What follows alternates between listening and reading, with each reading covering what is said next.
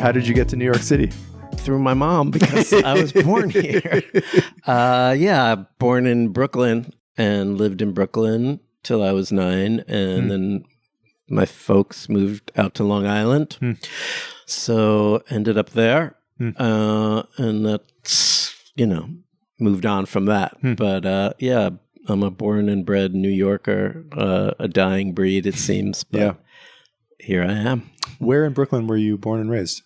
Not in what's now considered the cool part. Yeah. It was like kind of by Coney Island, Sheepshead Bay, like real Brooklyn. Yeah. But it was great. It was a great place to grow up. Everybody knew everybody on your block.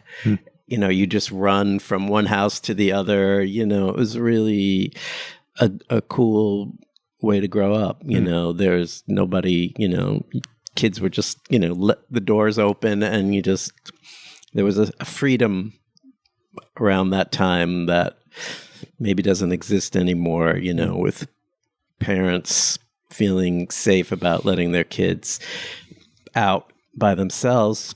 But, on that block, there was always eyes looking out for the kids, wherever house you were at. And so, it was a nice way to grow up. And then when we were 9, my parents decided that we should move to Long Island because, better schools, more room, a house, and so we did that. Did they come to regret that decision, or did they view that as positive? I was not happy about it because I did have all my friends and, no kid wants to move, it's like, sounds horrible. Yeah. But, and I didn't like it at first. I really didn't feel like it was for me, but along the way I met some people that sort of changed the course of my life. So that was important. And, since you probably don't know about me much since we just met, I met these guys and I was super into music since I was 7, since I saw the Beatles when I was very young. And that just hit me like a lightning bolt. And I knew that is something I want to do for the rest of my life. And I'm going to figure this out somehow.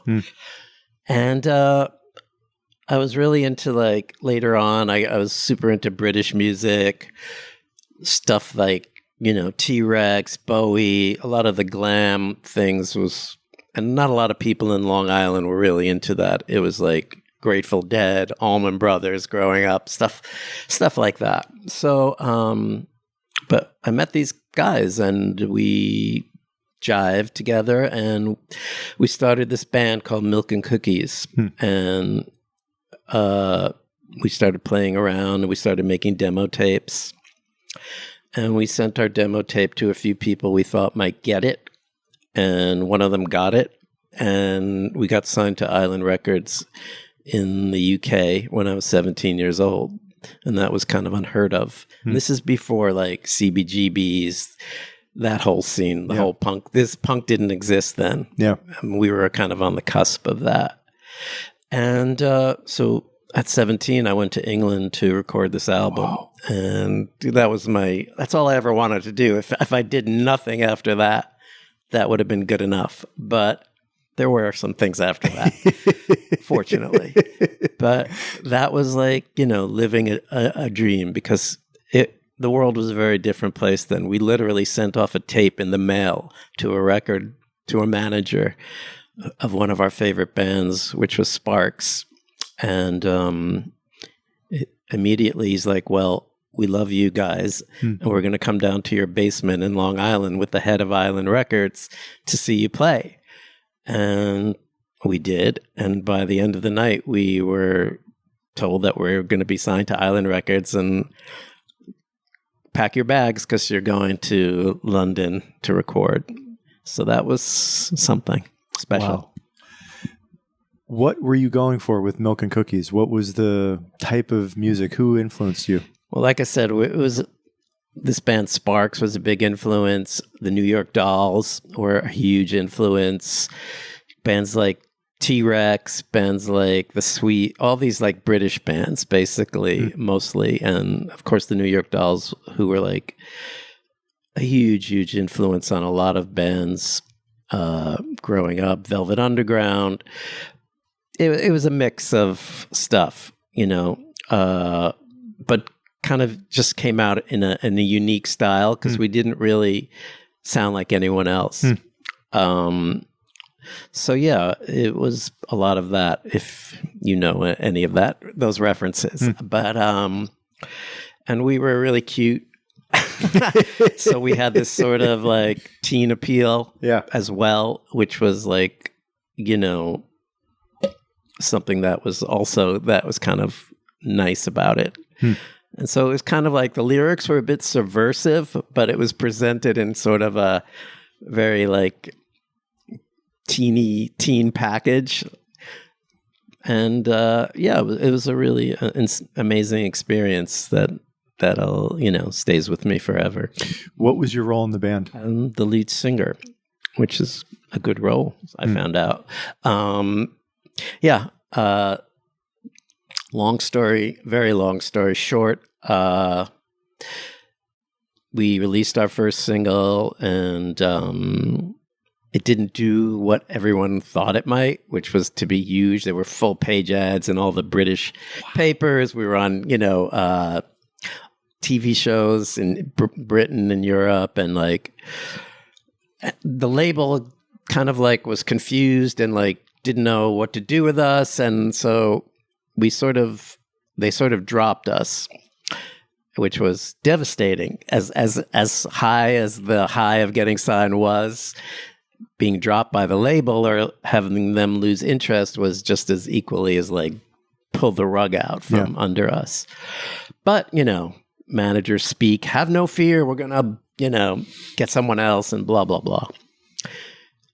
Eventually Island Record, this whole punk, Sex Pistols, the whole New York punk scene, Blondie, Talking Heads, Ramones, was starting to bubble up. So Island Records, who had shelved the release of our album, all of a sudden the light bulb went off in their head. Oh wait, don't we have one of those New York bands? And so they put out the album in like 1975, like right as punk and all that was happening. And by that point, the band was so fractured and disillusioned, it kind of broke up even as the record was coming out.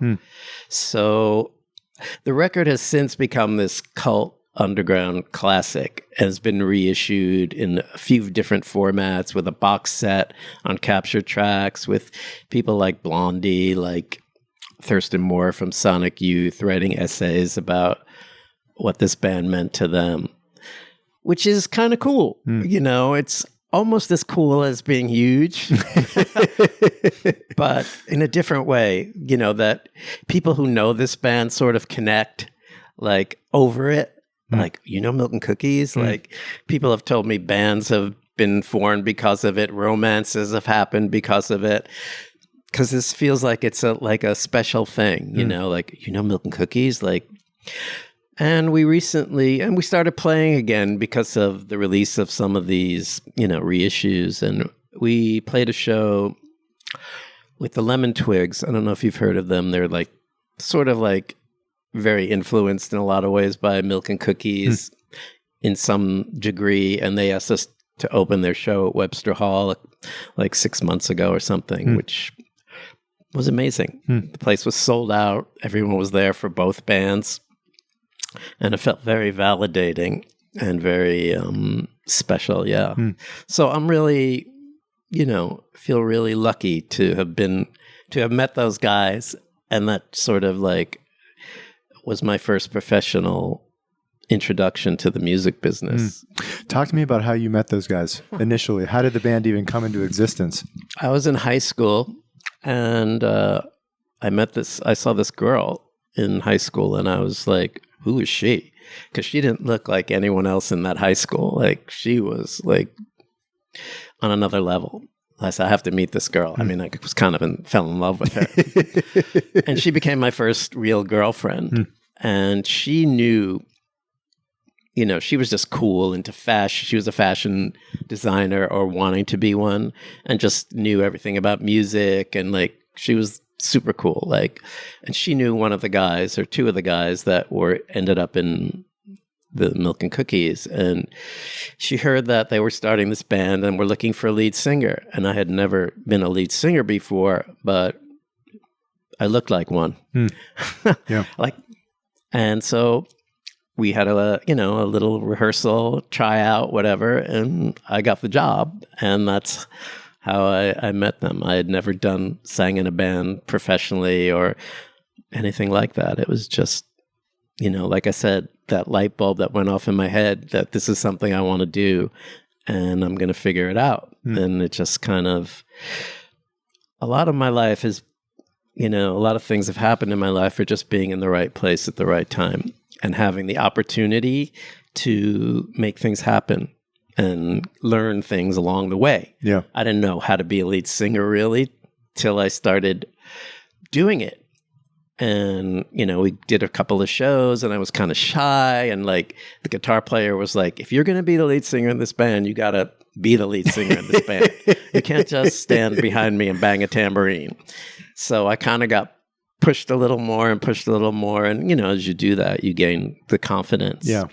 And till you are a lead singer all of a sudden. And so, yeah, that's basically how it happened. Did you get the sense when you started making music with these guys that there was something unique and special about what you were making, or did you not have the experience to really know that at that point? Yeah, I mean, I knew it was like I had a kind of a unique voice. Some people love it. Some people didn't understand it. Like it was kind of a whispery kind of like, because I was still learning how to sing, and so I was just trying different things out, experimenting, and we knew it was different. Like I said, like our guitar players, Creed was like, I don't know how to play anyone else's songs, so I write these songs. And like I said, the songs were kind of on the surface kind of poppy, but underneath it there was sort of a subversive tone to the lyrics and stuff, or a little quirky. So yeah, it was that kind of thing. And we were kind of ahead of our time is what, the polite way of saying it. Like people didn't really get it because we didn't sound like the other pop groups at that time. And there was no punk music per se to reference. Say, oh yeah, they sound like blah, blah. We could fit them in. Record companies always need to have a box to put you in so they could sell it. And we weren't in that box. We were our own thing. And, like I said, years and years later, it's become this thing where, it's all these kids who have gotten into Milk and Cookies. And that's really gratifying and really cool that it's still relevant and means something to someone, all these years later. Yeah. It's kind of, I'll take it. Yeah, That's for cool. sure. You said earlier, I think you said you were either 7 or 9 when you heard the Beatles and you realized that this is what you wanted to do. I'd love to hear about that moment or experience. Well, what happened? I mean, I think everyone knows that, that when the Beatles came here, they went on the Ed Sullivan Show. Yeah. And I think, I forget the number of like 70 million people watched that show that night. And basically every rock and roll band you heard after that was, started because of that. Because I wasn't the only one who had that feeling, like no one had ever seen or heard anything like that, and we were coming... This country was coming, that happened right after, like not a few months after the assassination of John F. Kennedy. Wow. So there was this really dark period. And the Beatles were like this bright light, like something that we could latch onto as a positive thing. And I just think, the sound, they didn't sound like anything I ever heard. The way they looked. The reaction that, peeps, the screaming, the adoration was just like, just washed over me as like, this is like literally, I mean, I had goosebumps. I just remember sitting in the living room in my house, this little black and white TV, and seeing this and, my dad and my dad was really into music too. So he had records and collected records and audiophile equipment. And so that was, we always had music around the house, but this felt like mine, like this is for me. And I knew that then, and I was like super young, but yeah. And they're still very important to me. Yeah. What was it about the Beatles that was so unique? Was they were there, you just said this, there's no one like them. What was it about them that was so unique? People have been trying to figure that out since time began, basically, is and do it again. Like you can't.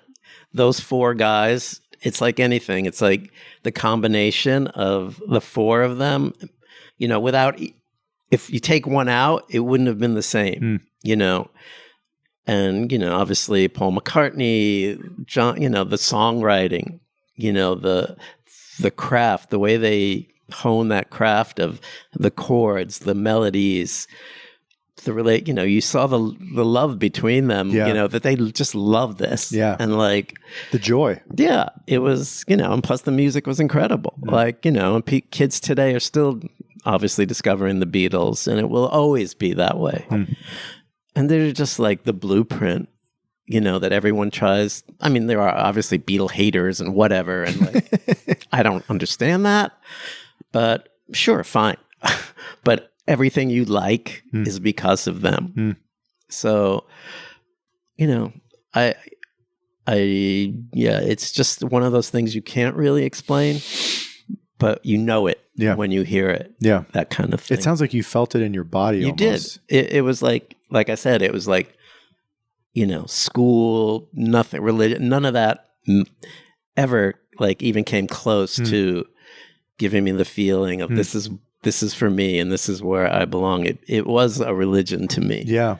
And music became my religion and the thing that always helped me and got me through anything. It's, you hear a song, you hear, it moves you. Yeah. And nothing moved me before that like that. So that's all. Did you shortly thereafter start doing training? Did you begin to move your life into a musical direction?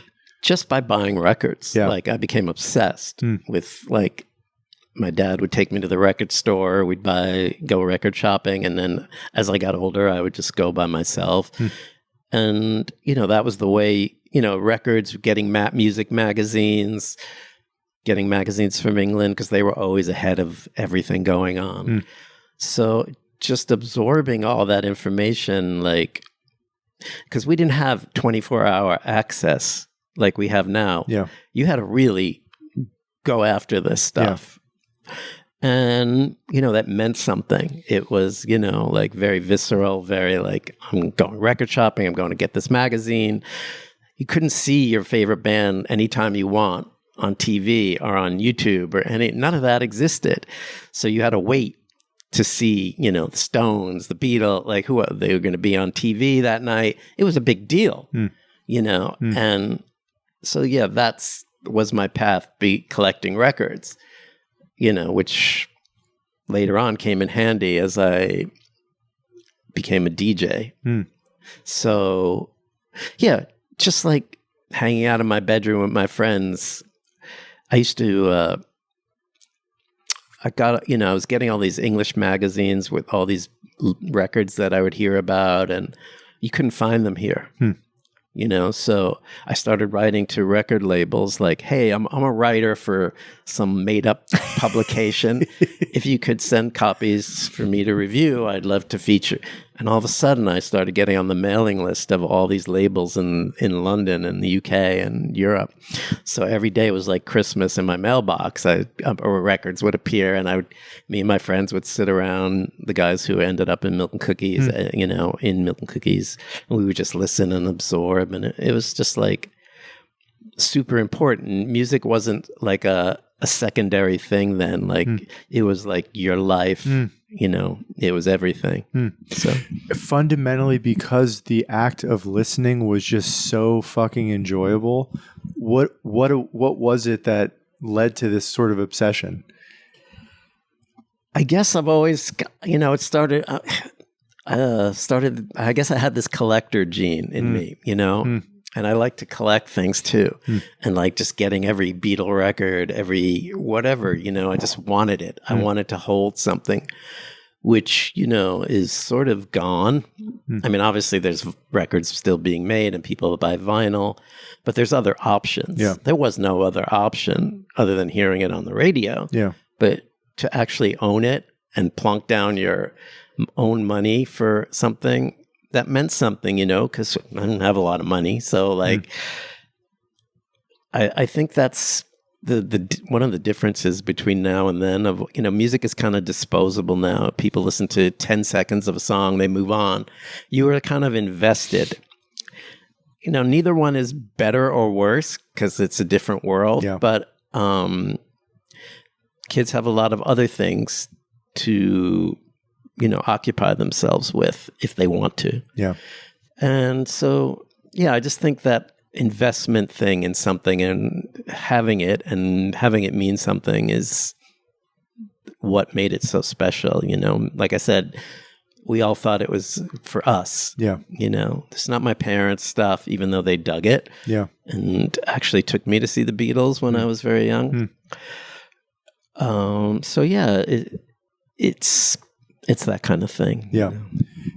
You mentioned a couple of times that your dad was very into music. I don't know if he could sense from boyhood that you were moving in the musical direction, but was he encouraging of that passion, of that, like trying to make a career out of this? I mean, no one ever thought about a career, but he was definitely, like I said, he took me to concerts. He took me to my first club. My dad's still alive. He's 94 years old, and he is so proud of that I have made this my life. Yeah. You know, because it's not easy. Yeah. There, you know, it's not like just having a regular job, and not that that's easy either, especially now.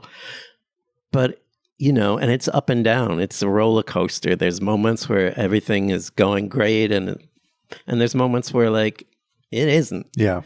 And he's stuck me. Both of my parents, my mom's not around anymore, but both of my parents couldn't have been, like, I have the perfect parents for someone who wanted to do what I wanted to do, because they supported anything I wanted to do. Like when the record label said, "Oh, we're taking," I was still in high school, and they were okay with it.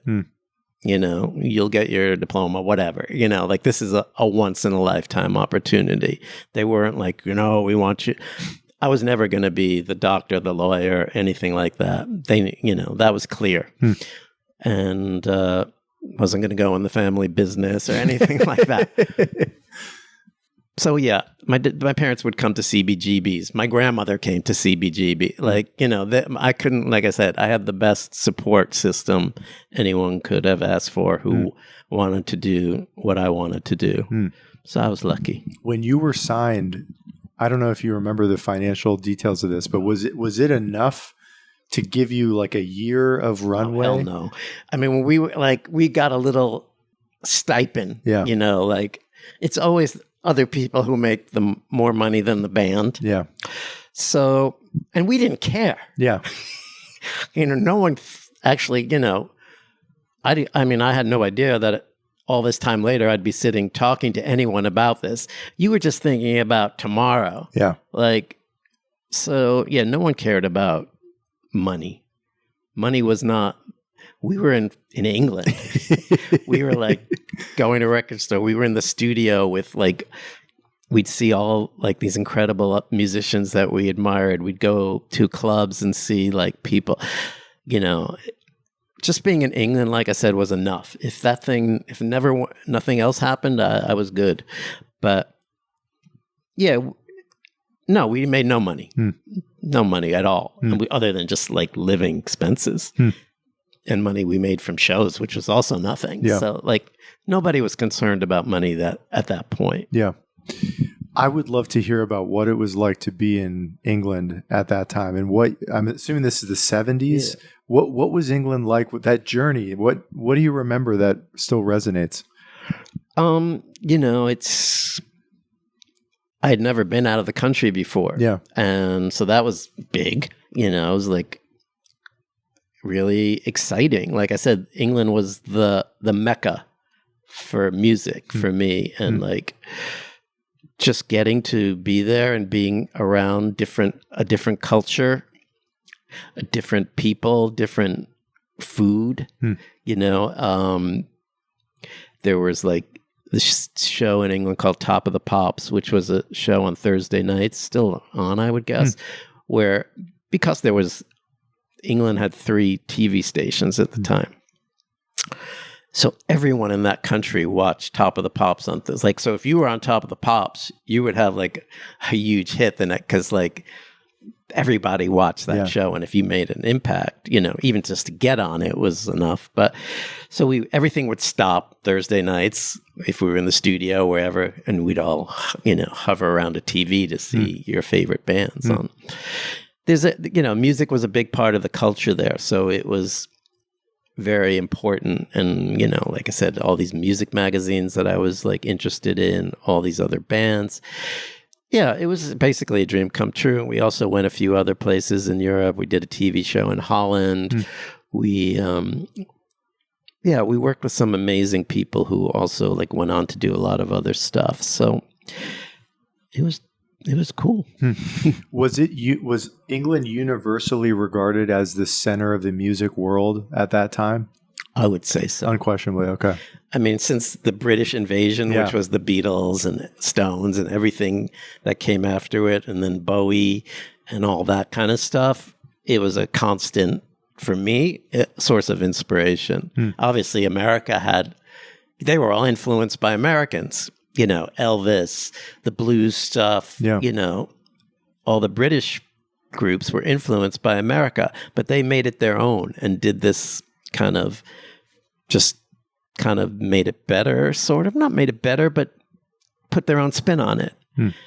And that's what really excited me, you know. And I learned about a lot of American music through those bands who were influenced by Chuck Berry, Elvis Presley, Little Richard, all the blues, Muddy Waters, you know, that the Stones. I was like curious, like, where did all this come from? Yeah. So I would start buying those records, you know, and learning about where, you know, I was like, you know, interested to know like where this all came from and how did this happen, you know, so. Were you unbelievably disappointed when that first album didn't take off the way that I'm sure that label hoped it would? Of course. What happened after that? Well, you know, bands are very complicated. They're like being in a relationship with a girlfriend, with your family. There's 4 different personalities.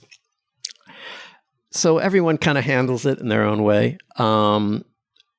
The band sort of started falling apart after that, you know, like disillusioned, like, because the hopes were so high for like what was going to happen. And when it didn't, some people couldn't really handle that. Yeah. 2 of us, the band started to break up. 2 of us decided, one of the guys the bass player in the band, who was brought in by our managers to replace our original bass player, had been in this band called Roxy Music, who were a very big band at the time.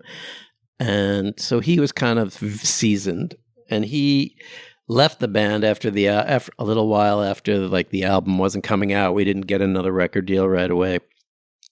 And he moved to LA. And he called me up one day and said, "You guys should come out here. Everyone knows about Milton Cookies. You can restart, put a new band together." So that's what I did. I had never been to LA before in my life. And I stayed there for 2 years. And we put another band together. We started playing all the clubs with all the bands. The whole punk scene was starting to erupt there.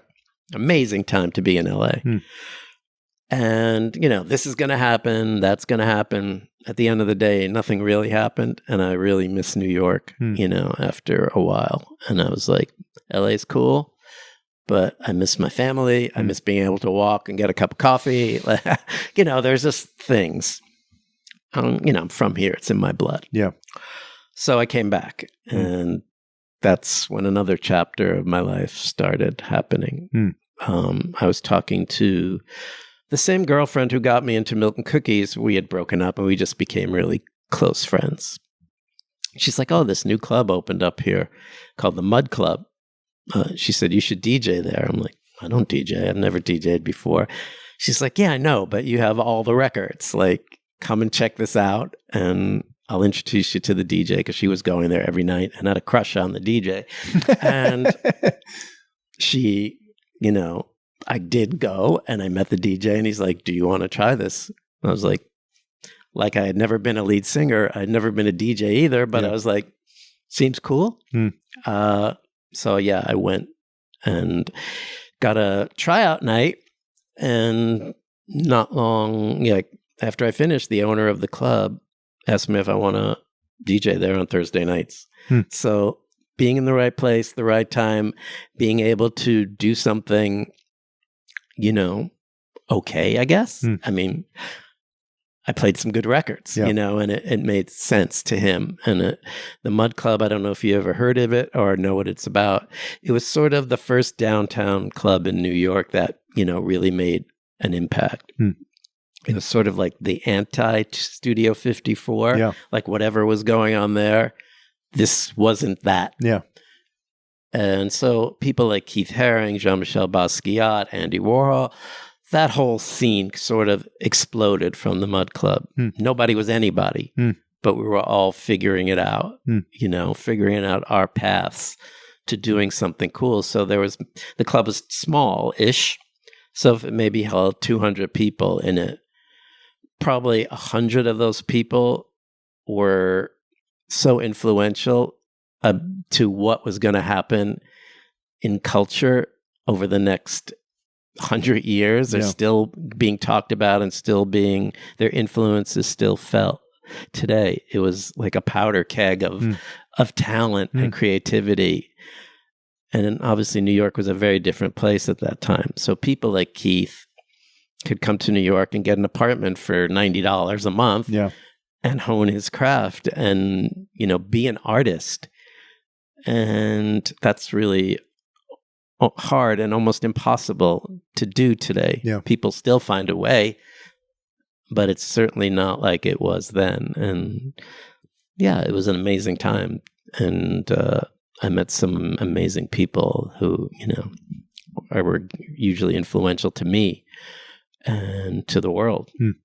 What did you learn about what it takes to be a good DJ? I'm sure you had a lot of at-bats, but what still resonates with you about what was important? It wasn't, the Mud Club was a mix of music. It was not like disco all night, it was everything, like from rockabilly to punk to ska to this new thing called hip hop that was coming around to like new wave and all that. It wasn't about beat matching or, the equipment there was garbage, to put it nicely. It was about, and what I think is the most important thing about DJing that I've, been doing it for a minute, and I learned this right away, is playing the right record at the right time. Beat matching, all that stuff's great, and mixing and looping and all stuff I do and I love. But playing that record at the right time is the most important thing, and knowing not when to play a record and knowing when it's just the right time for it, I think is the skill that I've sort of, aspire to, and I, got it right a few times. But yeah, I think that's it. There's no magic, again, DJing then, like nobody was a DJ. Nobody wanted to be a DJ. It wasn't like something that people were like aspiring to, like, I want to be a DJ, because it was hard. You had to have a lot of records. There was no like downloading some stuff on a USB and showing up at a club like, hey, I'm a DJ. You had to like kind of work at this. Yeah. And like being obsessed with records my whole life at that point gave me the skills, even though I didn't know what I was doing. I knew I had the ammunition because I knew I had great records, and then figuring out when to play them and how to play them and how to, like, because DJs back then played the whole night. you know, and like, so you played from the record one to the last record. Not like you come in for 2 hours and play a bunch of bangers and get out. Like you had to like cultivate the night. Yeah. And like the word journey is overused and sounds cornball, but like you know, take you on a little trip. Like if you know, this is where we're starting, this is where we're going to get to, and this is how we're going to go home. So yeah, that's to me the most important thing. Like coming into a club at 9 o'clock and hearing some banger is not the way I want to be, you know, finessed into a night. I want it to kind of build and bubble up and like take me different places, you know? So that's something I've learned over the years and sort of. Would you typically have the whole night planned out before you come, or there's an intuitive component to it? I am the most unplanned DJ that you'll ever probably meet. I never plan anything. I didn't even have any, and still don't have DJ equipment at home. I just kind of learned on the job. And I think that's why I'm still excited about it after all this time, is because I don't know what's going to happen. Obviously, I know like I have the ammunition. Like I said, you know I have a lot of great music. The order, when I'm going to play it, what tunes I'm going to pick from that ammunition to play just happens during the night. Sometimes, like if I'm going into a night where I'm playing a 2, 3 hour, 4 hour set and there's a DJ before me, I'll kind of like think of a few first records depending on the scenario of the night, like that might start it off. And then I just kind of let it go from there. Like, and that's fun because I don't know what's going to really happen next either. I mean, I've been doing this long enough to know how to get there, hopefully. And like, but I think the fun for me and for the crowd is not knowing what's going to happen and expect the unexpected, because there is a lot of sameness out there since now DJ culture has become part of the vernacular. You know, we all know about it. And it wasn't the case back then. And so, yeah, I think the element of not knowing is something cool. And sometimes I do mixes for like shows and things that, you know, get archived and podcast or whatever. And people are like, can you provide a track list of the songs? And I'm like, why? If you know what's coming, why bother even listening? Yeah. It's like, treat this like a night in a club where you don't know what's going to happen next. And that keeps it interesting. Like, did you find that the DJ work suited you as naturally as being eventually a lead singer? Was that something that was a pretty natural transition for you to move into? I guess it kind of was. I mean, I was, again, a little shy about being DJ because I had never done it before. And I'm still sort of nervous before every gig, you know, which I think is good. Yeah. Because it, you know, people, it means you care. And I do care. Like, I want to do my best always. If there's 10 people or 10,000 people, I want it to be as good each time. And I eventually became more, like the first night I played, my hands were shaking. Literally. I was like, you know, I was scared. It's kind of, you know, scary. But as I did it more, I felt more confidence and felt, you know, I saw people reacting. They're dancing. They're like, they're having a good time. Yeah. They're not, I mean, there were no phones. No one was on their phone. Everyone was invested in the night. And, you know, the DJ thing is not just about the DJ, or shouldn't be. It's just as much about the crowd. You know, which is like everyone's like DJ and like focused on the DJ. But a lot of the parties I went to, the DJ obviously important, but it was the people, you know, who were there and like so invested in the music and their friends and just dancing and knowing these songs and how much they meant to them, or if they didn't know them, you know, how open they were to hearing them and being turned on to new music. That was the way we got turned. That's how I got turned on to so much music, is going out to clubs, you know? So yeah, eventually settled in, and it became my job. From the Mud Club, I went on to other clubs, and at these clubs at that time, DJs weren't traveling around the world. You were like a resident, like it was like a job. You were at this club once a week, once every two, whatever it was. You were there. You were part of the club, So it wasn't like people were just. These clubs were important at that time. I spun at clubs like Area, Limelight, Tunnel, and I had residencies. So every week, people didn't know who was DJing when they went to a club back then. Yeah, they knew the club was going to have a good DJ because the club was great, and being a resident DJ was a really important thing, and something that got lost for a while. Bringing in big name DJs from Europe or wherever they're from, just booking different DJs where it was about the club and the resident and the sound of the club. So if you walked into Area or Limelight or wherever it was, you knew that this club had a reputation for amazing music, and it didn't matter if it was Justin Strauss or blah blah blah. It was going to be great. I mean, it was nice if they knew who you were, but it wasn't. The club was almost more important than the DJ. Yeah. You said you were on rotation every Thursday night. That was your first consistent role. I'd love to talk about you at that time when you were trying to live here. I know you mentioned how much cheaper it was to be in New York at that time and that people could be artists for a reasonable amount of money. How were you surviving? Was the DJing enough for you to be here? What else did you have to do to continue to be an artist, to pursue music? Just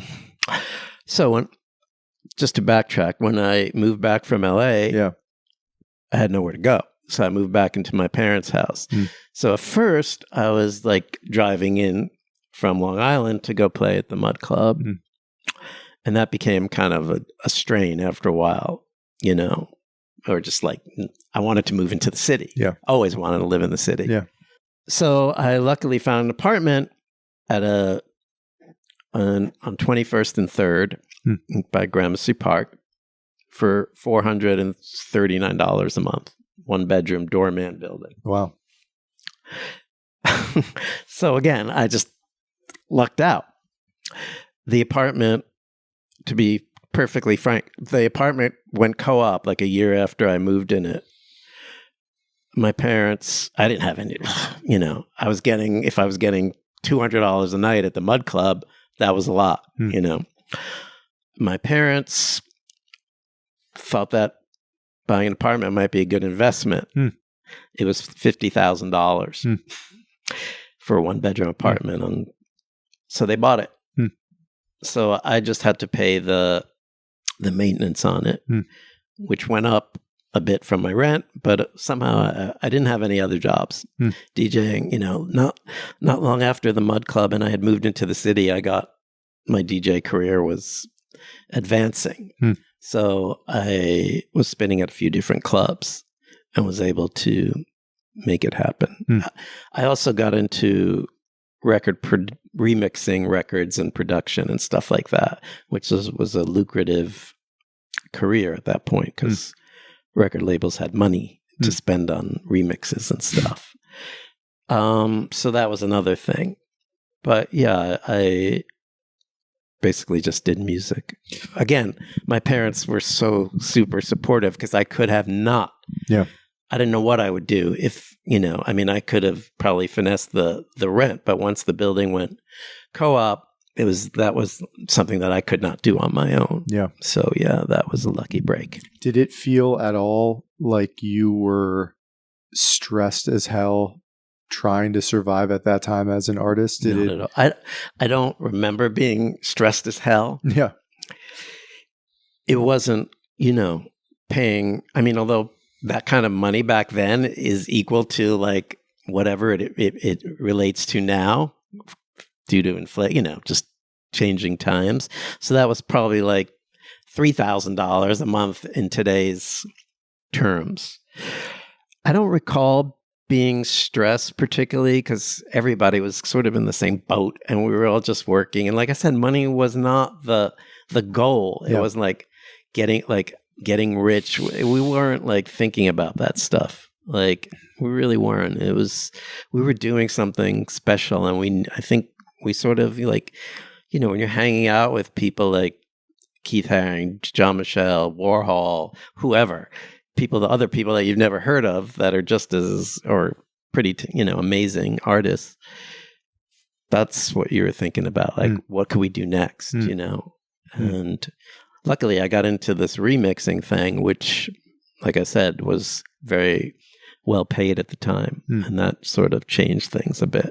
You may have just answered this, but what was the goal? Was the goal just to be mixing in those circles, making the music you love? As you mentioned, I think you put it well, that money really wasn't the objective. What was I don't even know if you had that clarified in your head at that time. The objective was to keep doing cool stuff. Yeah.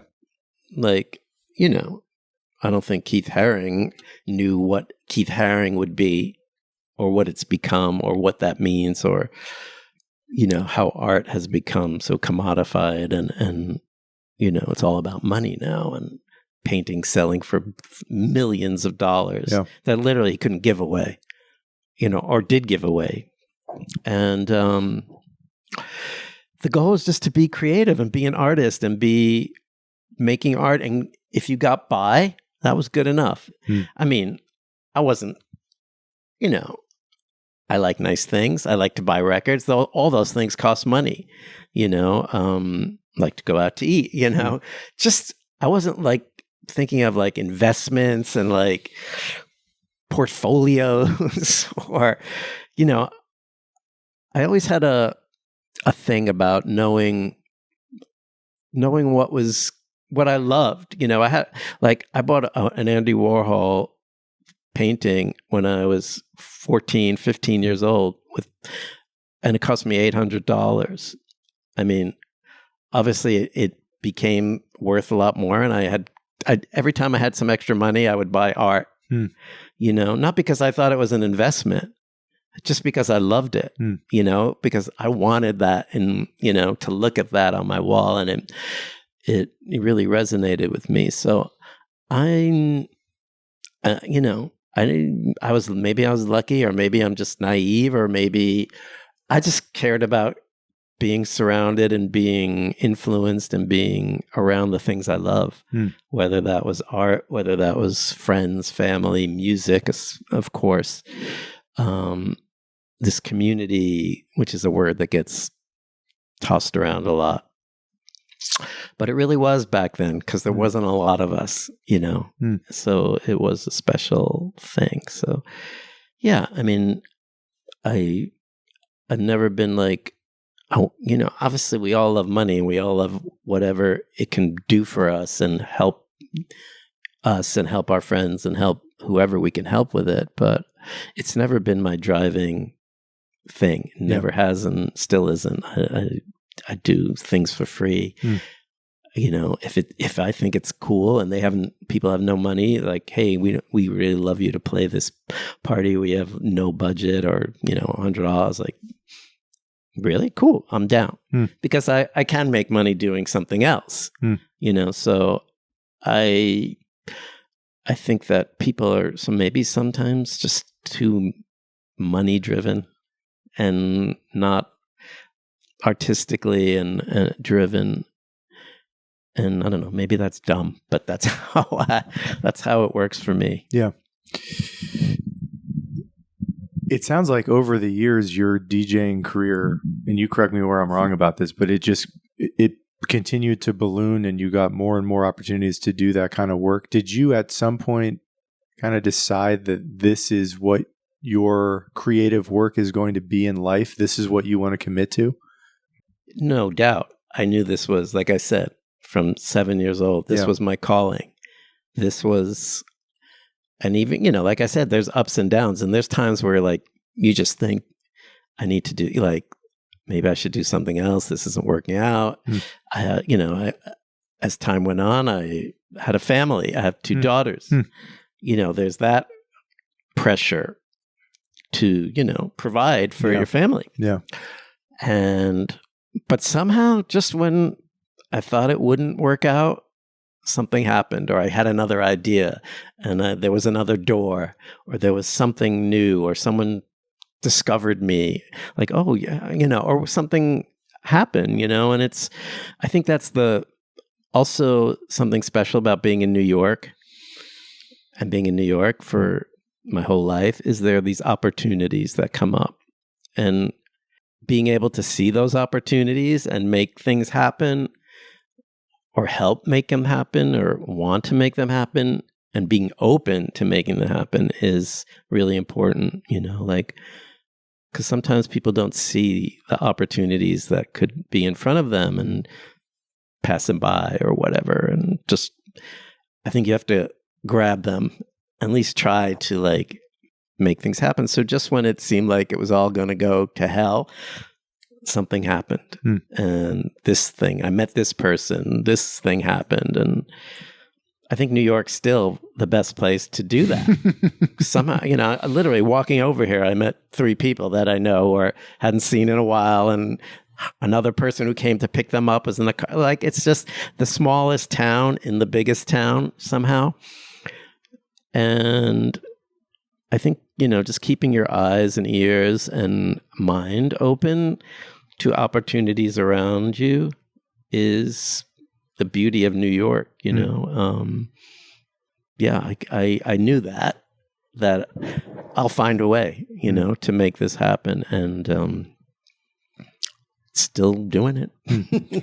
I'd love to hear how, I don't know how much you thought about this, but I love that comment about how this is the smallest big city in the world, something like that.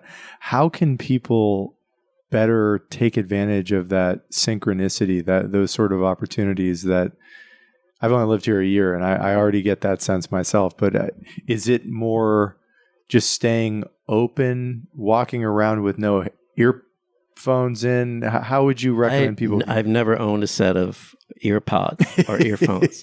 I really like hearing and feeling New York. I walk around New York all the time, and it inspires my music, inspires a lot of what I do.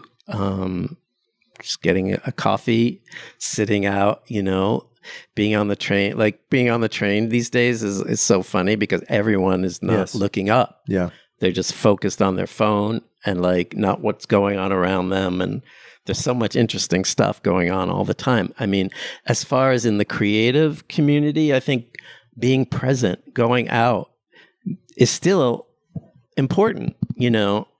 I go out a lot still to hear music, to meet someone, who I maybe spoke to online but never met in person.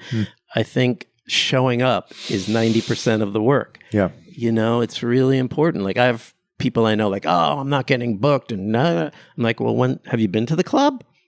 No. I'm like, well, go out, meet people. You're not going to meet anyone just sitting in your room. Yeah. I mean, obviously there's different ways to communicate now that we didn't have when I started, via the internet and stuff like that. And I've met so many people who have become great friends on the internet. But none of that is important as just being there. You live in New York City, man, or close by, get out, meet people, go sit in the park. There's so many opportunities, missed chances here, I think, missed connections, that's people aren't, either tuned into or, I don't know, aren't taking advantage of. I just think one-to-one human connection is something so missing in a lot of things today, and it's causing a lot of tension in the world because people don't know each other. And all they see is whatever they see online or they get from news or whatever their news or, and it's creating this really bad vibes, about each other that, I think when you meet someone in person and you get to know them and it breaks down these barriers, and I think that's really important, And I think clubs and going dancing is a really great way to meet people or connect with people, and there's ways to do it. You don't want some creep coming up to you like on the dance floor. Yeah. But come on, find a way. It's like I said, when I saw my first girlfriend, like I wanted to meet her, and I had to figure out a way how to do that, and so yeah, I just think connecting more in a human way is a very important part of living in New York. And why would you live here if you don't? Because you're going to have people in your face 24/7. Like, unless you just want to lock yourself in your apartment, you can live anywhere. You don't need to be here. Like, stop taking up space. Yeah. Go out, take advantage of everything that is in New York while it's still here. Yeah. So. Well said. You mentioned that you have 2 daughters here, and I would love to hear the decision, for all the artists that are here that are trying to survive in New York, putting on top of that a family and all that comes with that. My brother has a 3-year-old, so I'm watching him do this right now. How did you come to the point where you felt, I don't know if you felt ready, but just, I'd love to hear anything that came to your head about actually deciding to have a family in New York and maintaining your scene as an artist. I didn't know that I was ready. I don't think anyone ever knows they're ready. But my ex-wife, my daughter's mom, she was ready. And she knew in no uncertain terms that she wanted to have kids. And I was like, I wasn't opposed to it, but I was scared because I do what I do for a living and it's whatever. But I was, okay, we're doing it. And so we had our first daughter, Imogene, and 3 years later, we had our second daughter, Ella. And of all the great things I've done, they were the best things I've ever done. And the most meaningful thing that's ever happened to me. And I don't say it's for everyone. I don't say it's not hard. I don't say, there's no, you don't know, it's such and in today's world, with everything happening in this world, I don't know, I see a lot of people having babies right now. Yeah. And, I'm like, scratch my head. I'm like, okay, I get that, that's a human need, I guess, and desire that some people have, no matter what is going on in this world, that they're going to have babies. Yeah. And in their mind, probably make this world a better place. So, fine. The world is always crazy. Maybe it was a little, my kids are older now. They're in their early 30s. And maybe it seemed like the world was less crazy back then, but then, there was, this happened, September 11th. There's always some sort of crazy, and there's always a reason not to have kids. Your job, there's no money. But again, you figure that stuff out. I raised 2 daughters with my ex-wife in New York City, and they are thriving, and they are, 2 of the best people that I know. My older daughter, Imogene, got into music world. She's Charlie XCX's creative director among a whole host of other people. She just won a Grammy for her work on Brat. My other daughter, Ella, works for the Dia Art Foundation, another amazing thing. So they're both in the arts. They're super close. We're super close. We're, I'm a lucky man. We took advantage of everything in this city. We did everything with them, all the art stuff, all the cultural stuff, as well as every playground in this town, every swimming class, every whatever that, we could do. Sent them to camp. It's not easy. I mean, just having kids is hard, especially, the first, you don't know what you're doing. Yeah. And everything is new and everything is a challenge and you still have to work. And, but you figure it out, you know, it's not, I don't know. I think people, I mean, my kids are so great that people all the time say, you inspired me to have kids. You know, what's your secret? And I'm like, there is none. Just like love and time. When my daughters were growing up, I stopped DJing so much and I put a studio in. It was sort of coming the event of home studios. So I put a studio in the bedroom. Again, something really nice happened. I got a publishing deal with Warner Chappell that gave me a bunch of money. So I didn't have to run around DJing, traveling. I didn't miss a day of their lives when they were growing up. So that's something I'm super thankful for because that's time you don't get back, you know? And I get it that not everyone's lucky enough to be in that situation. People have to work. They have to, you know, it's hard. So I was like really glad, you know, my kids went to public school in the city and, we just made it work, you know, this is like very few of my friends had kids at that time. We were the pioneers. Yeah. Right? So like now everyone's got kids and everyone, like all the DJs have kids and there's like a DJ kid club and that's great, you know, because there is nice to have that support system. But, you know, we also just met people at the park that weren't in music business and, you know, became friends and, you know, through schools and, you know, like I said, my kids gravitated towards the arts as well. And our worlds are constantly intersecting and doing cool stuff together. And, you know, they come out to my DJ nights. We DJ together sometimes. They both can DJ. So it's a good thing. I don't know if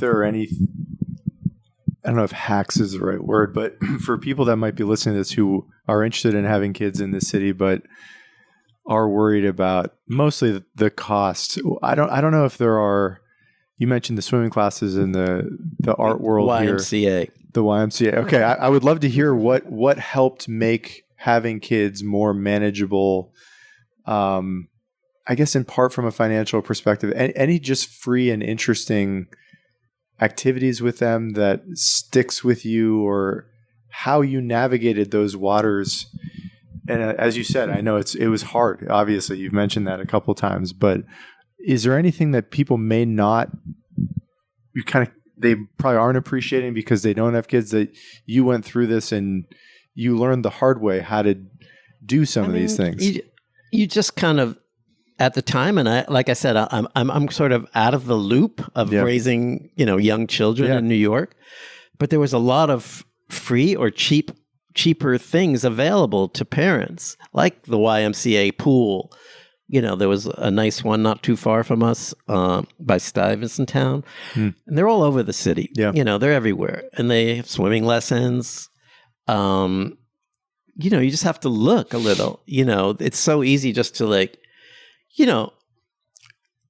there's waiting lists for schools for years. Like you have to sign, it's gotten crazy. Yeah. It's like getting your kid into nursery school is like, applying for some college, which was another nightmare. But I think, again, it's just meeting people who are like, hey, did you know about this? Yes. Like now it's kind of easier because the internet will help you.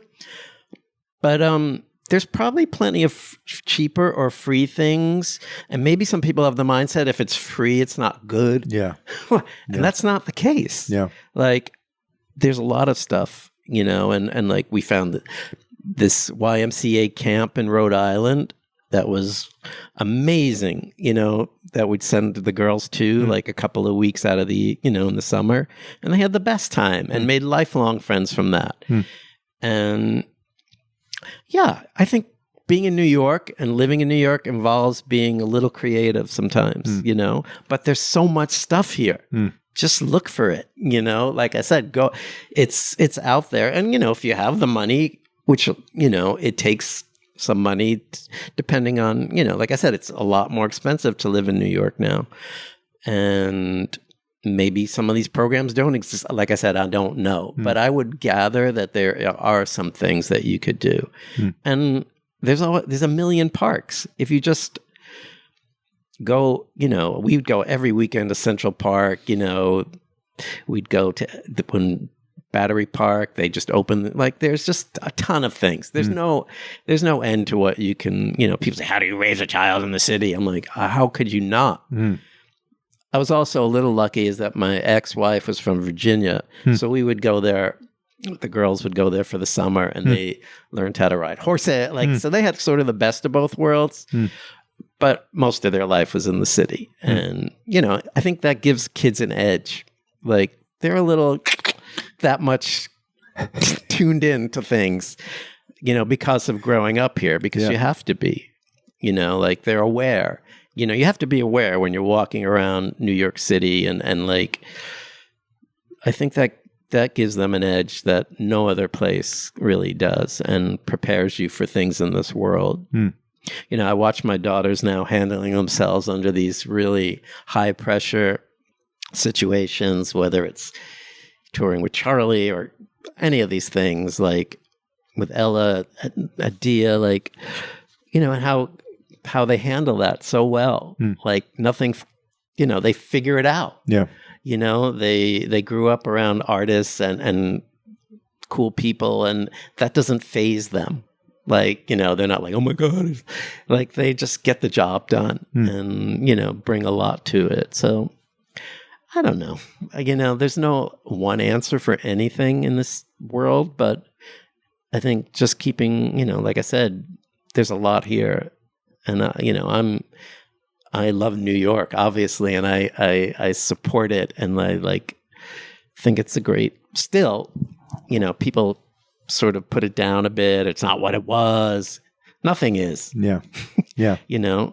But there is still something here, and if you're, aware or make yourself aware, you can, figure it out. I'd love to hear any comments you have on the evolution of the music scene here, maybe the club scene specifically in the last 20 or 30 years. It's something I talked to Eamon about a little bit, but you've seen so many clubs open and close, and the scene changing. I want to keep this open-ended for you to take it wherever you want, but what's the story of the music club generally, and maybe this century specifically? How has it changed? What are your thoughts on the state of the nightlife scene, the club scene here right now? I think it's changed, but I think like I was talking about the resident thing and how the club was more important almost than the DJ, and that flipped a bit, where the DJ became the entertainer and like the on a stage and like DJ, like look at the DJ, no one's dancing, everyone's just standing there like it's a rock show or something. So that was a change, and that kind of messed with my head when I started to really throw myself back into DJing as my girls got older. I was like, okay, you're good. Time for me to like do my thing again. And not that I stopped, but really throw myself back into it. So yeah, getting used to like not playing the whole night took me a minute to like, how do I fit all that into 2 hours or whatever? So, I figured it out, but things are coming back around, like there are clubs now that I have quite a few residencies at, Gabriella, at Outer Heaven, at Night Moves. I play at Public Records all the time. And a lot of these places I play all night again. And that's really fun, and it really lets you tell your story. And, comparing anything now to anything then is like, doesn't make sense because it's such a different world that I don't compare it. This is what it is now. And like, let's make it really great. The club scene in New York, as Eamon probably told you, is out of control right now. There's so many great clubs. And that's not true of every place in the world. A lot of clubs are struggling. And in Europe especially, a lot of clubs are shutting down. There's not as many opportunities. A lot of it's very festival driven right now. So people go see DJs at festivals all summer in a lot of places. Some here too, but not. There's still a club culture in New York. And like I said, it's part of the vocabulary now, where it wasn't back then. It was small back then, and now it's big. I mean, there were big clubs back then, the Studio 54s, the Palladiums. But even that felt small compared to what's happening today. So I don't think you should compare it necessarily or expect it to ever be like anything that was, because it's not gonna be. The world is too changed forever. So I think the thing is for me, I bring that history and that experience, all those experiences with me. They'll always be part of me, but I'm bringing it to a new world, to what's happening now. So I have that to like draw upon and share that with people who are going out now and trying, like, not to say like, no, it's not anything I consciously think about, but it's something that's just part of me. And I think for anyone who's been DJing for a while, is part of your DNA, and knowing when to play the right record at the right time and how that's going to like affect the crowd. That's still the same. Yeah. That's the one thing that hasn't changed, basically. And I once said this quote that was like, stay true to who you are and what you do, and every couple of years the world will catch up with you. And that's been like, a few people latched onto that and made t-shirts of it or whatever. And I think that's really what I've done. I don't like jump on a bandwagon of this is happening now. There's so much great music out there now, and so much great music from the past, that there's so much to draw upon now. And I'm not just going to like, oh, this is hot right now, I'm going to, do this and forget it. No, it's just like, I'll maybe incorporate some of the things that I really like from that into my sets or what I'm doing or my productions. But I'm staying true to what I believe in, what I think is good, and what moves me. Because if it doesn't move me, I don't think it's going to move anybody else. Yeah. I mean, like, I DJ for as much for them as I do for me, because I love it. And, when I do a mix that I haven't done before, which is most of the time, like, I'm excited. Like, oh, that sounds really cool. And, I look up and I was like, oh yeah, they get it too. And like, that's a great feeling, like, there's no comparison, but because that was great back then. And I'm so lucky to have grown up on that. But it's really great right now too. There's so much great clubs, and it's great that music has become so democratic in a way. Anyone can make music, anyone can DJ. How good, how bad, that's another story. Yeah. But you can get the tools to learn it, to make records. Is really open to a lot of people. So that brings with it good stuff and bad stuff. But there's always been good records and bad records. As a DJ, as a producer, I sort of feel like a filter for that, like turning people on to music that I think is great is why I want to do this. Is like, listen to this, this is so cool. And if I made it, that's even cool. I'm super proud of it. But like, all my friends make music, and we share music together. And, I think that's why I would, like I said, for me, that's why I do this. Is still, I have not lost that thrill of like sharing music with people and getting that reaction. And, that's all, it's not, I'm not going to be, rich from this. I'll be okay. Yeah. I'll be fine. I'm doing all right. Yeah. I've traveled the world. I've met the most amazing people. I have the most amazing daughters. I have so many great friends. I still DJ every weekend. I make a lot of records. I think I've won. It sounds that way. I have to ask you, for people that are still listening this deep in the conversation, for any, I guess mostly artists that most people have never heard of, that you just gestured to me of like, you have to listen to this. I don't know if there are any artists maybe in the past few years that come to mind for you that you've heard that just really move you, that you would recommend people check out? Given the democratic nature of music today, most people can. That's the hardest question you've asked me all day. Anything else I can ramble on about for hours, but I should have thought of the answer before I came here, but I don't know, man. There's so much music to find. People are still discovering records from the 70s. That's become a thing, unearthing music that maybe got missed. And it happened with Milk and Cookies too. People are just finding out about music. I couldn't really pinpoint something like that. There's a lot, for me, the constant discovery, and I learned so much stuff through my kids, through my daughters, that I may have missed, this is so cool, because it's almost impossible to know it all. Yeah. Especially in today's world and Spotify world and, playlists directing you to a million different things. And I work on a lot of different kinds of music. I'm not stuck in any one genre. And that's been obvious from my DJ sets, my productions, groups I've worked with, from Depeche Mode to Tina Turner to Red Hot Chili Peppers to Skinny. I've run the gamut of genres.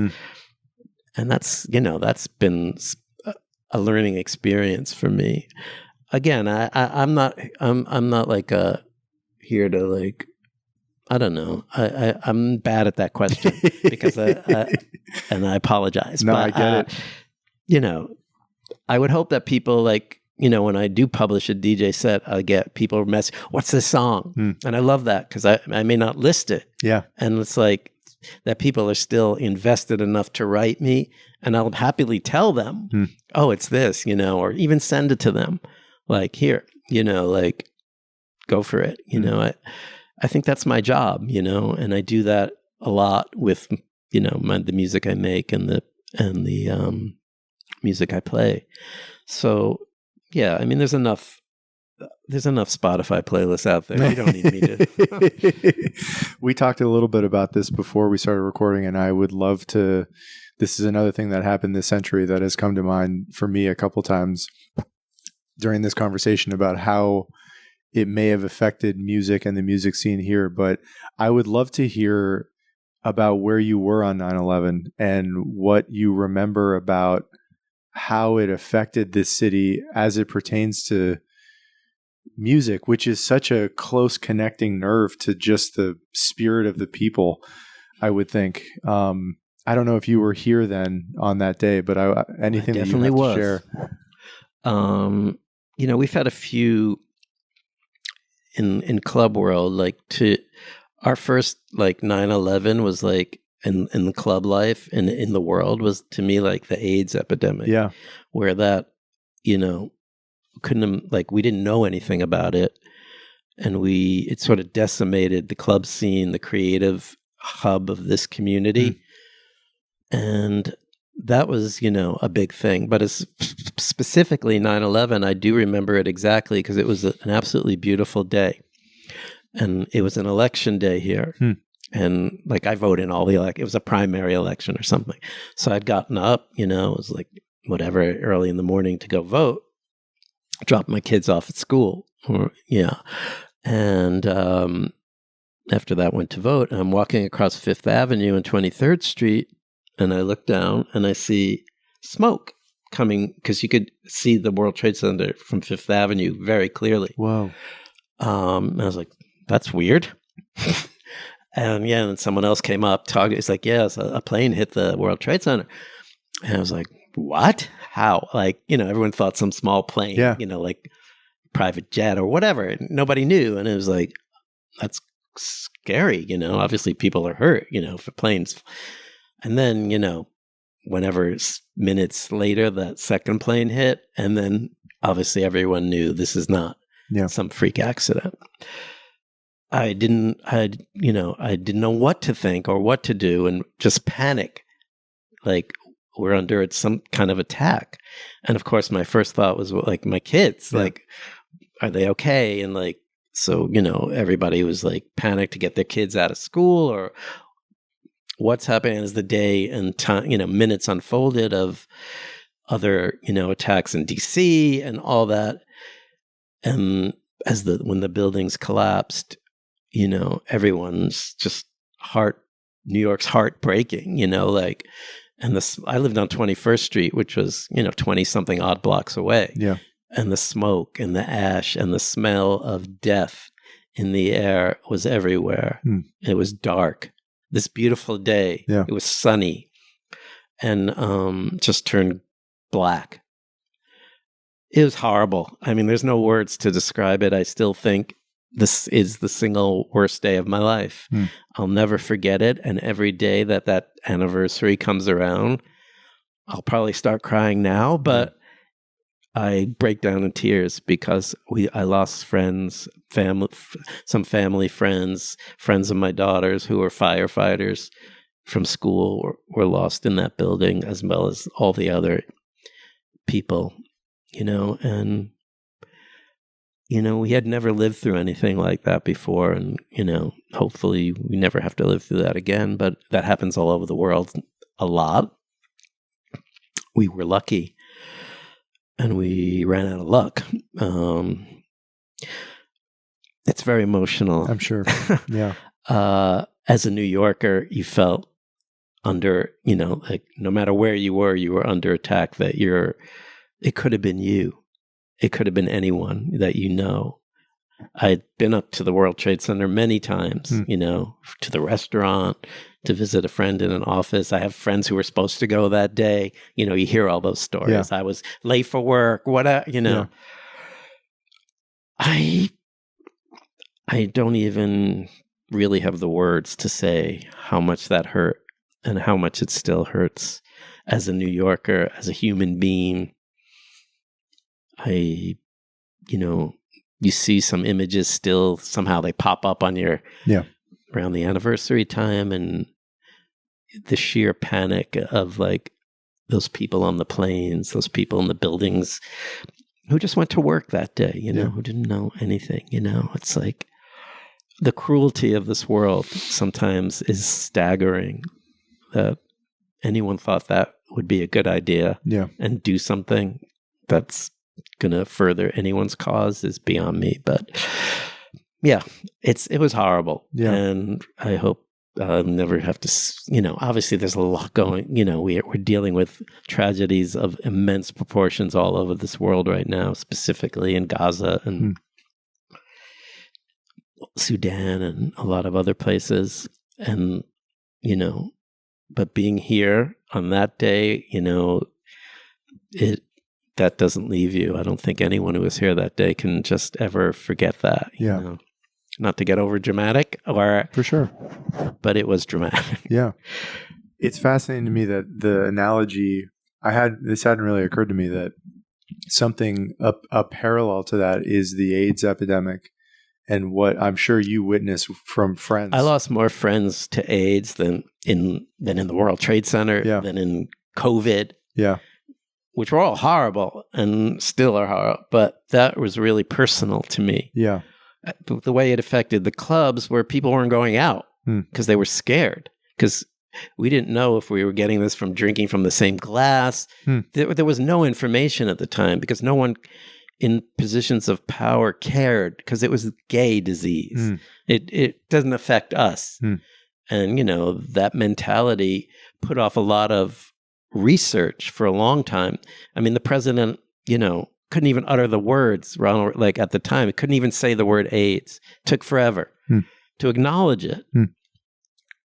So while my friends and a lot of other people's friends and family were dying, it was kind of like, so it was awful. And every year during World AIDS Day, I post some pictures of all the people that I knew or people who had an effect on my life who died. And the list is staggering, because let's face it, in this town in the 80s and 70s, the gay community was so important in the cultural landscape of things here, in the arts, in the fashion, in music, in everything, their imprint. And when a lot of those people, and also people I didn't know, but people who used to go out, yeah. they weren't there anymore. So that took a lot away from what I was talking about, the crowd being so invested and being as important as the DJ in the club, was those people weren't around, to give you that. And you felt it, and I still feel it.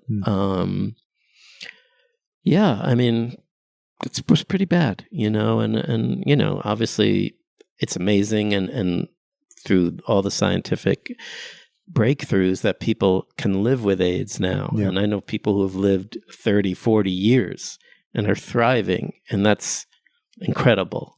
But that could have happened sooner, and we could still be, Keith Haring still could be here, or whoever, your brother, your best friend, but it wasn't thought of as important back then. It was just, it's, and that's kind of sad. I think most people can remember March of 2020 and the build up to COVID and what ended up happening. This was obviously to everybody in the world, but is there a moment, or was there a month or a year you remember?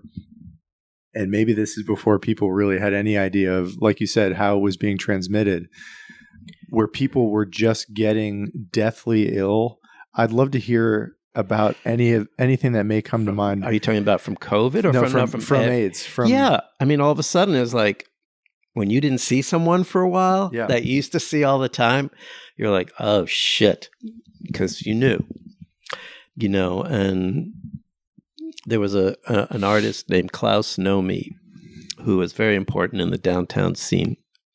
He was the first person that I knew, that I'd heard of, that died of AIDS, that they had a name for it, that this is what it was. In the 80s? Is that early 80s? Mid-80s. Mid-80s, okay. Early, 83, I forgot when. Similarly to when COVID happened, when I was in Paris, when the outbreak started to happen, and everyone's running around, like no one, again, we didn't know. There was no information, like wear a mask, don't wear a mask, do this, do that. It did have that sort of feel to it, but back in in the AIDS crisis, again, it started really affecting the cultural creative community first, I think, because there was this very heavy, especially in New York and San Francisco, and in those places where it was a heavy gay population, really started to take its toll, and you really felt that people weren't around anymore. Yeah. And like I said, if you noticed that somebody wasn't around for a while, it would, unfortunately, they probably succumbed to AIDS. And it was rough, and I'm thankful that there are medicines, that are keeping a lot of people alive today. And I know a few that, are, like I said, thriving, and I'm so grateful for that. Yeah. Yeah. But, not to end on I don't know if we're ending, but not to bring the conversation way down, but that is also part of life. And we always have to we're dealing with a lot of tragedies in the world right now. And it seems like that we will always be doing that. There's some fire to put out somewhere. Yep. There's some horrible disease. There's some injustice to so many people. And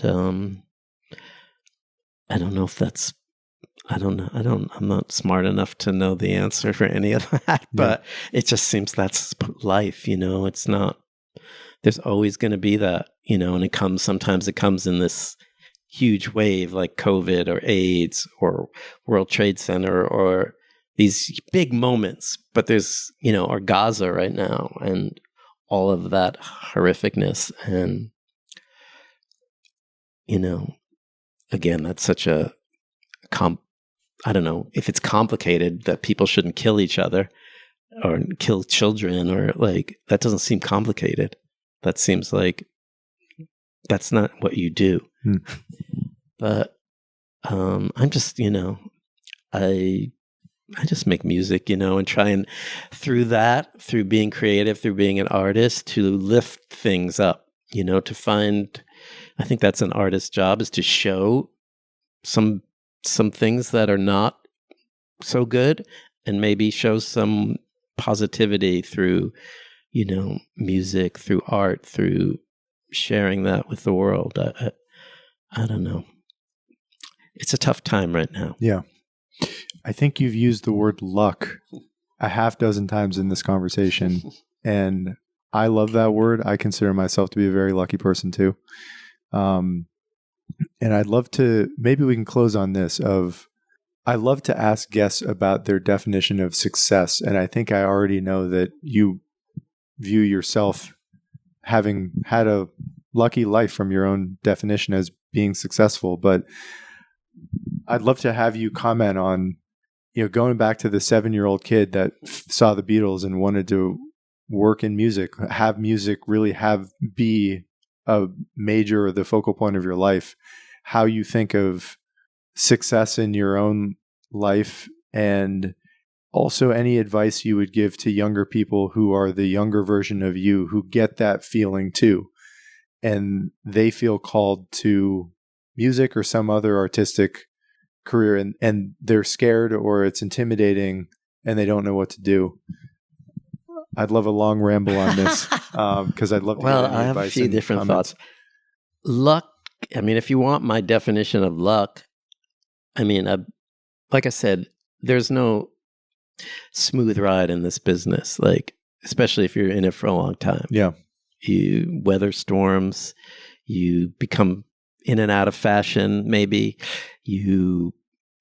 I think my definition of luck is, like I said, being lucky enough to be in the right place at the right time, but also taking advantage of it.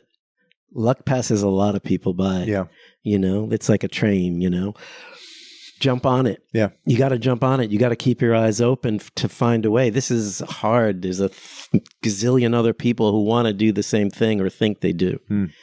So you have to find, maybe the luck is being in that place, but the work is knowing what to do with that luck, and I think I learned that over the years, because I've probably let a few trains go by that I shouldn't have. Yeah. But I caught on pretty quick,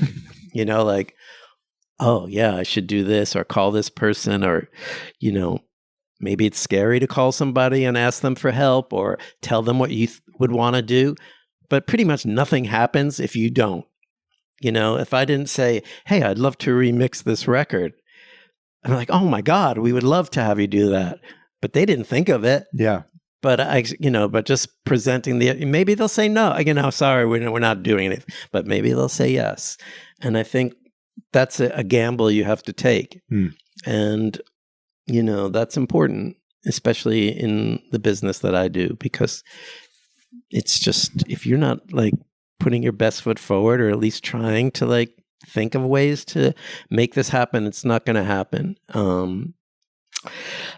What was the part? That's as far as luck goes. Yeah, I think that there's really, luck is a kind of a easy way to describe it.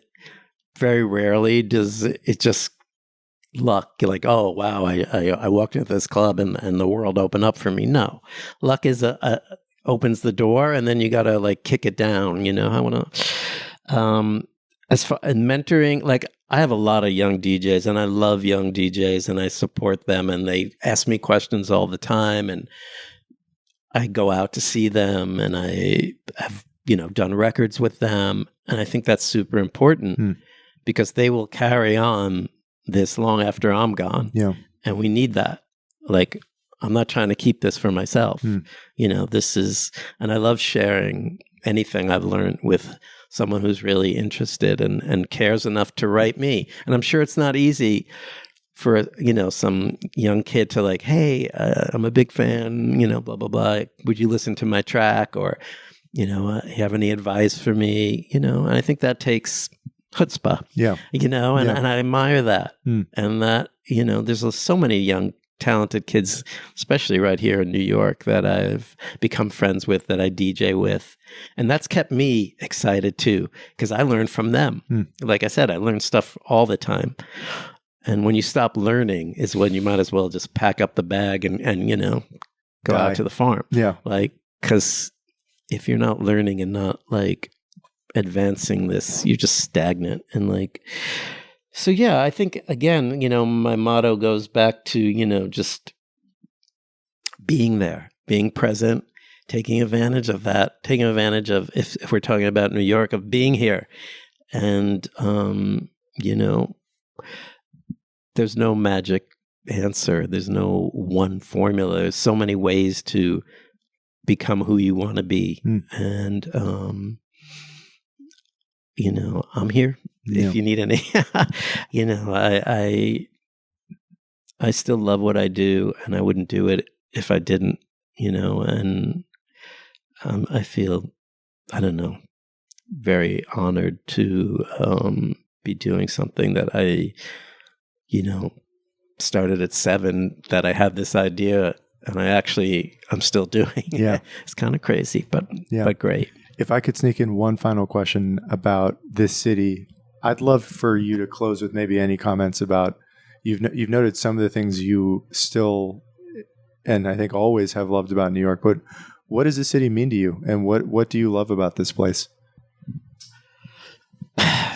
I mean, the city has always been like the city, like when I was growing up in Brooklyn, I remember like my parents took me to everything, like I said, so we would always come to the city. And I just always remember like coming through the Midtown Tunnel or coming over the bridge, or like going to the Midtown Tunnel where there's that kind of hill and you see the skylight, like the skyline, and that magic feeling like there is nothing.